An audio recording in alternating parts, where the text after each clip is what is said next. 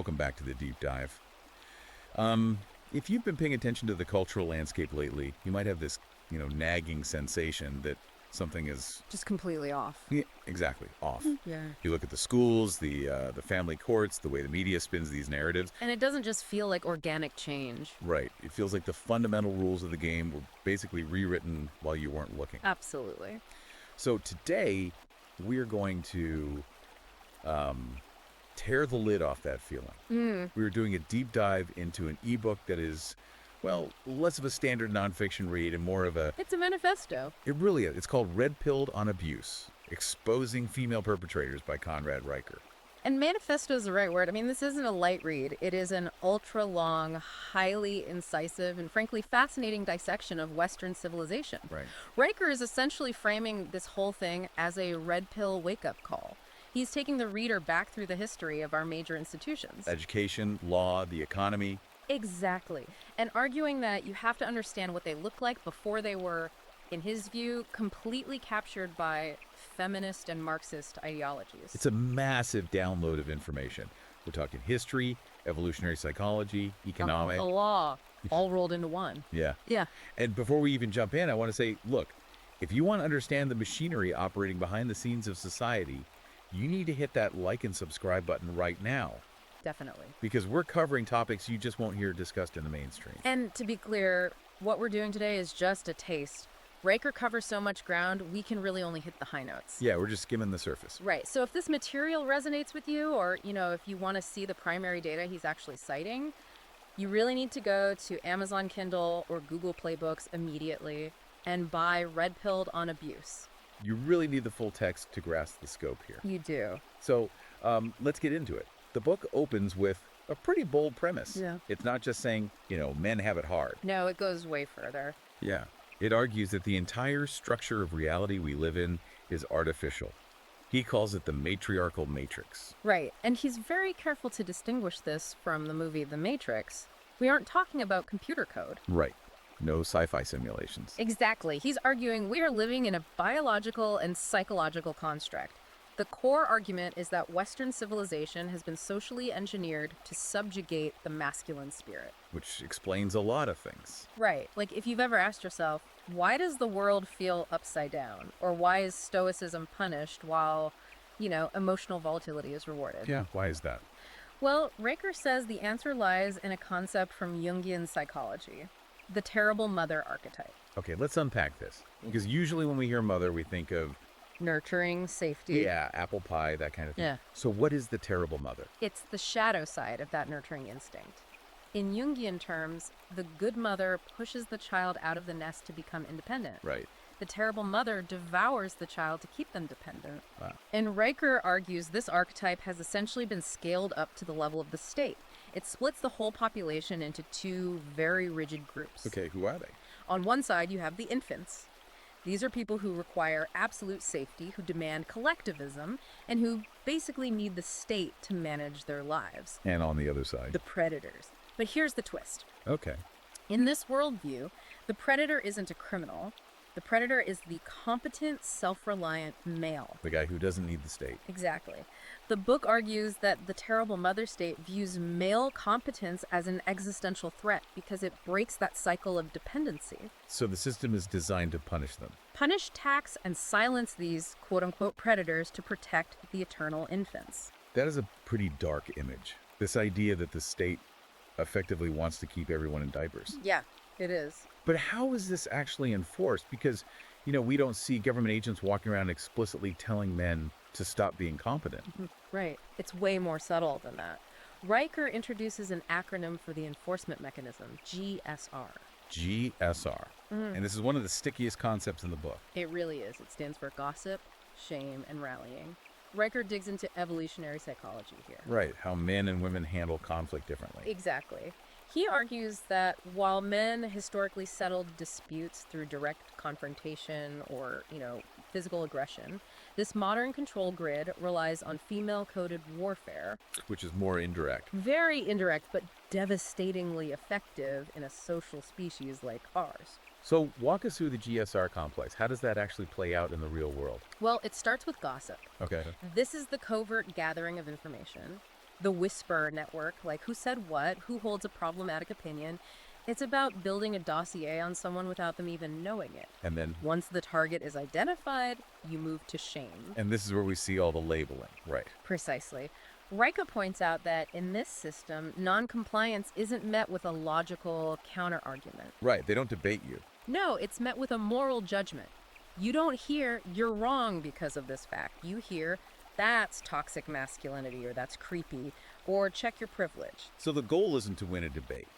Not at all. The goal is to frame the man's behavior as a moral failing that totally excludes him from polite society. Wow. And then the R rallying. That's the kill shot. Yeah.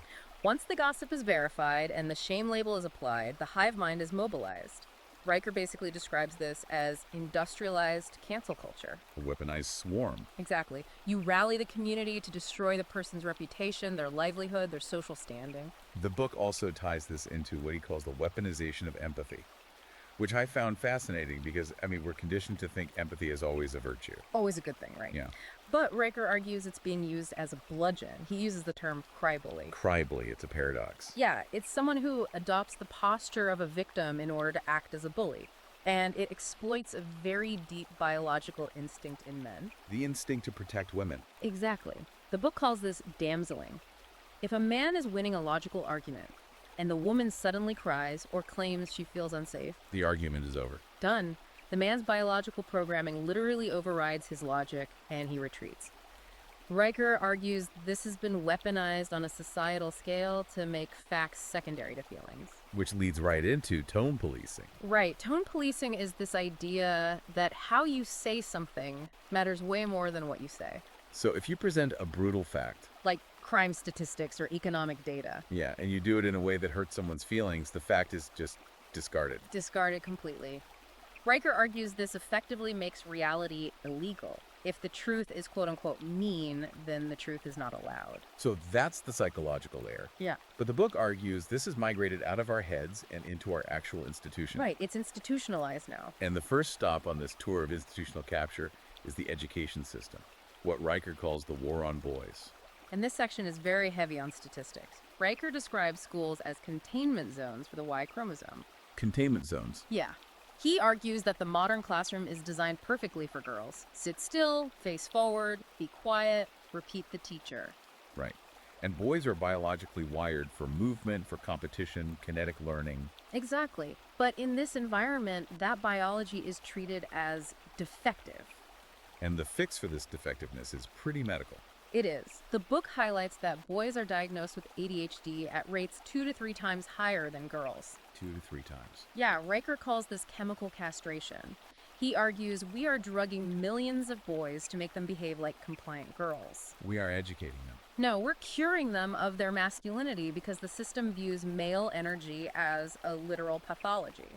And for the boys who make it through that, and get to university, the environment doesn't exactly shift back in their favor. Oh no, it intensifies. Riker charts the historical shift from the trivium. Which is the classical education, right? Grammar, logic, rhetoric. Exactly. The shift from that to the modern university focus on safe spaces and emotional validation. But the most dangerous part, according to the book, is the legal environment on campus. The Title IX tribunals. We have to talk about Title IX. Yeah, these are the disciplinary hearings for sexual misconduct.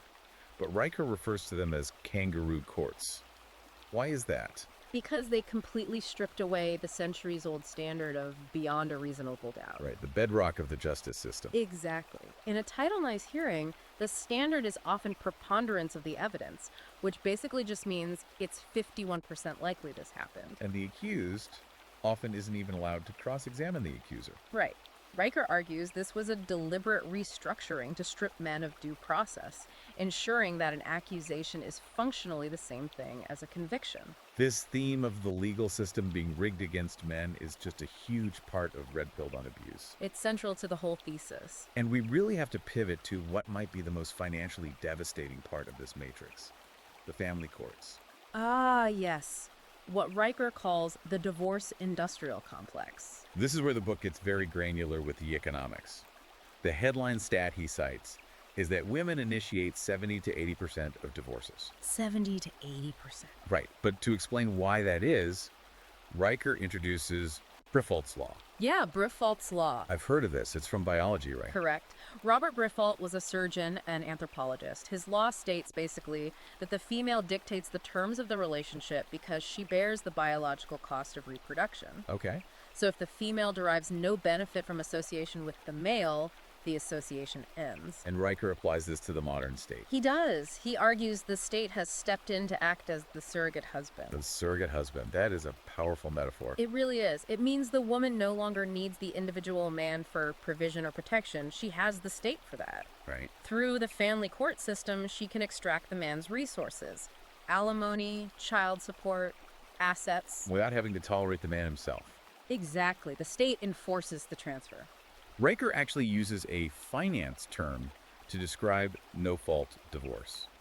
He calls it a call option on a man's life. Yeah, that's brilliant. Can you break that down for the listeners who aren't, day trading? Sure. So in finance, a call option gives you the right to control an asset with the ability to cash out at a certain price whenever you want. Okay.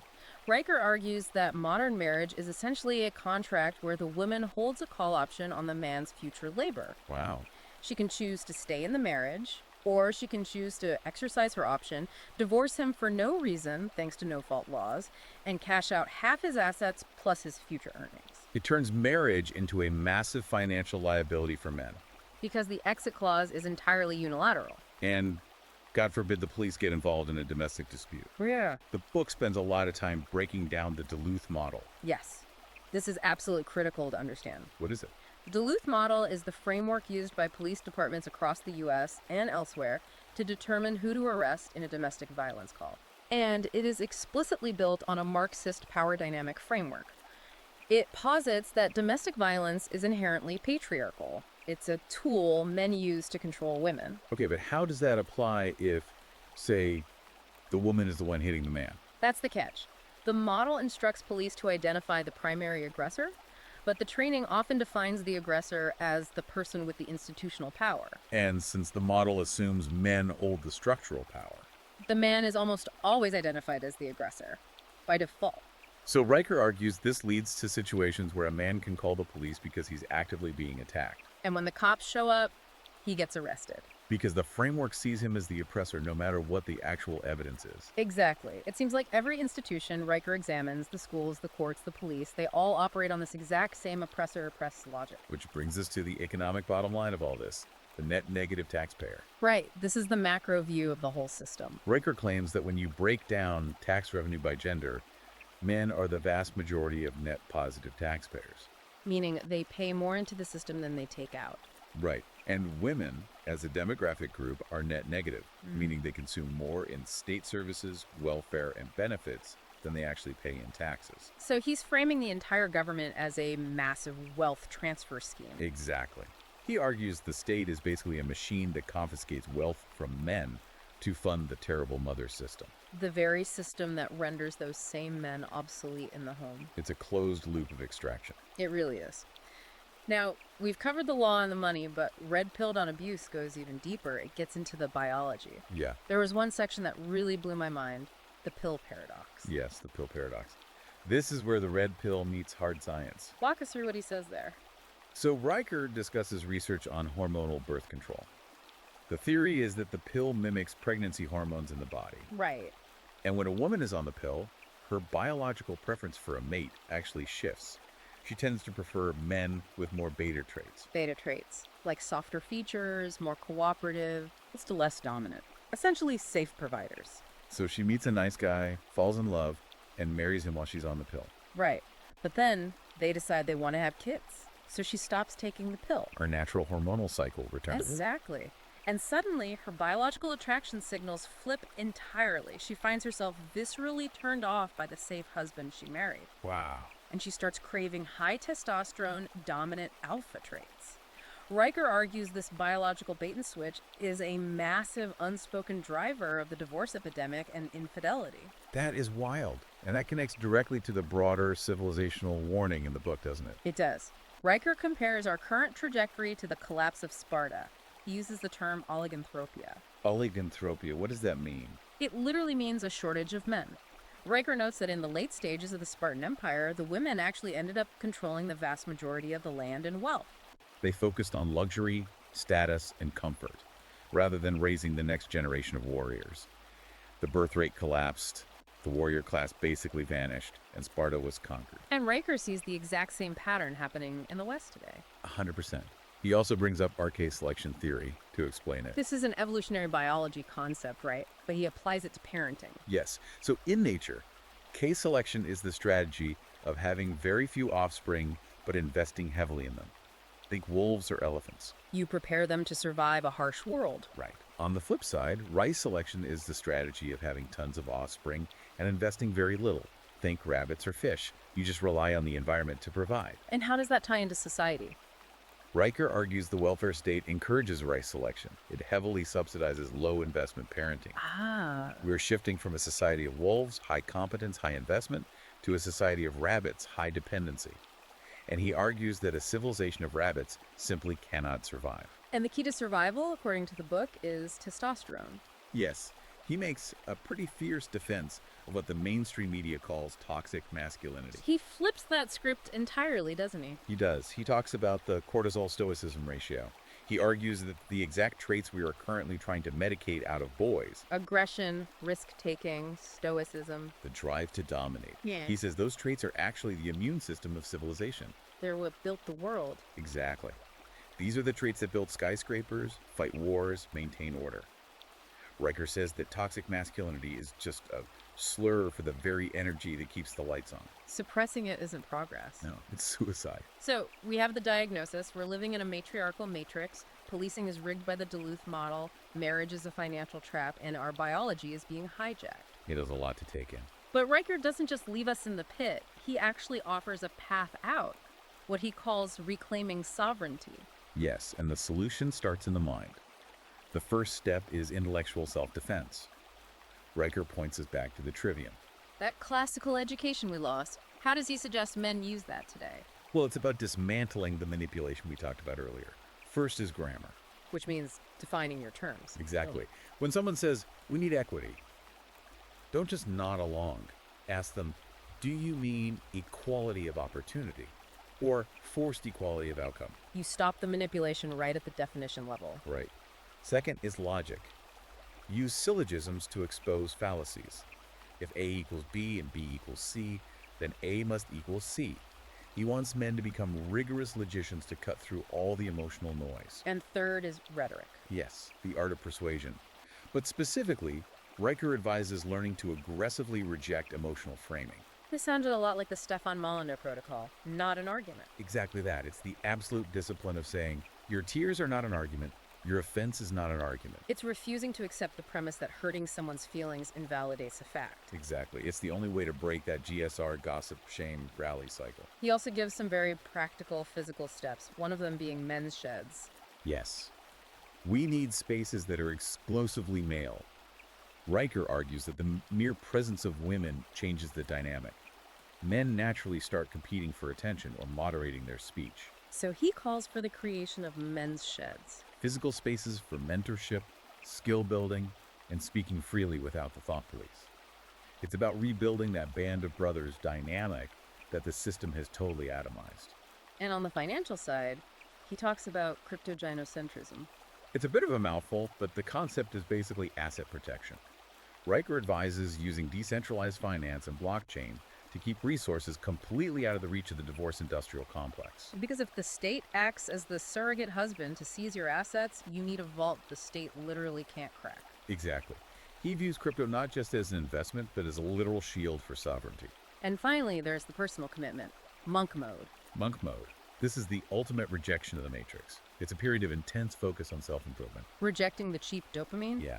The porn, the junk food, the mindless scrolling, the constant validation seeking. It's a commitment to becoming physically strong, mentally sharp, and economically independent. It's about becoming the predator, the highly competent man that the system is so afraid of. The book wraps up with a pretty haunting image. Riker says we are witnessing the reign of the sterile sovereign. A culture that consumes but cannot create. That is the exact thought he leaves you with. The current system views you as tax livestock. Wow, tax livestock. Yeah. It wants you to produce resources, pay your taxes, and stay totally silent. And the question Riker poses to the reader is Very simple. Are you going to accept that role? Or are you going to reclaim your intellectual sovereignty? And that is the question you need to answer for yourself. Listen, we've covered a ton of ground today, but I cannot stress this enough. We have barely scratched the surface of the historical data, the charts, and the specific case studies in this book. You really have to read it for yourself to see the full picture. You do. Go to Amazon Kindle or Google Play Books right now and buy Red Pilled on Abuse by Conrad Riker. It is a purchase you absolutely won't regret. And this conversation is happening in real time. If you want to stay updated with the author's latest analysis, you need to follow at Conrad and Riker on Substack. Yeah, at Conrad and Riker on Substack. That's where the real community is gathering. Exactly. So go check out the Substack, get the book, and before you close this app, make sure you hit like and subscribe to this deep dive. We're going to keep bringing you the content you need to hear. We're going to keep driving deep into the exact topics they don't want you to discuss. Stay sovereign, everyone. We'll see you in the next deep dive.